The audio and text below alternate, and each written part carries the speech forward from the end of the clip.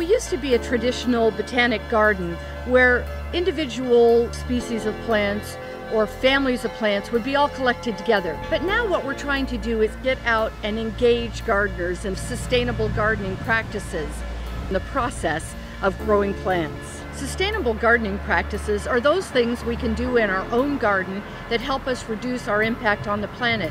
We have a display garden called No Mow, No Blow, No H2O, which speaks actually to things like reducing the use of power mowers, adding mulch to our gardens, to message our visitors good gardening practices to become better gardeners. Veggie Village is Royal Botanical Garden's second display garden to speak about how we can reduce our carbon impact by choosing plants and growing plants in a certain sustainable way. And it's display gardens that enable us to draw together different groups with a common cause. These community partners are like-minded associations who have the same values and the same goals as we do. And they all came to the plate. Really impressed with the diversity of gardens and the number of options that are available to the average person, which is right in line with what Green Venture supports. Sustainable living ideas that anyone can do at home.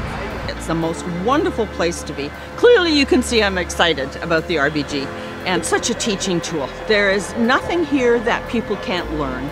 If they're interested in gardening or interested in bettering the environment. RBG has been involved in many community projects, as Master Gardeners are across the province, to teach the community how to grow their own, to grow local, to eat local. We were only supportive of that, so we want more of it in Ontario.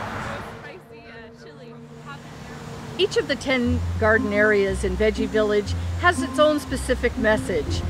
Our education department created composite or imaginary characters that would be able to share their stories with the visitor about why it's important to grow local vegetables. This garden has provided food and even medicine for our family for generations. You won't find fancy new varieties here. Mine are all heirlooms developed to stand up to our weather and pests.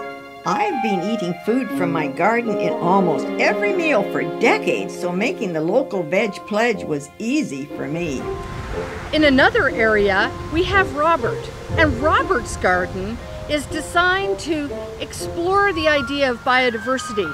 In my vegetable garden I grow mostly heirloom varieties, especially tomatoes, because they have so much diversity. Instead of settling for the supermarket stock, get exactly what you want by growing your own.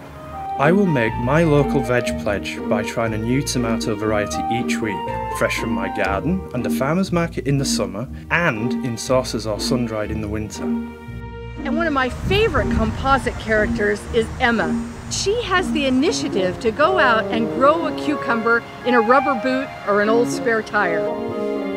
I lived in dorms for my undergrad degree with no space to grow vegetables. So when I moved into my apartment, I was excited to have a tiny balcony.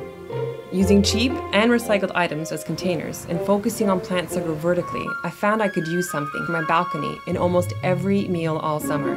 I made the local veg pledge, but took it to the next level. I decided to try and use at least one thing from my balcony in every home-cooked meal. We want you to make the local veg pledge. Use locally grown produce in at least one meal a week for a year. It's good for you, it's good for your community, and it's good for our planet.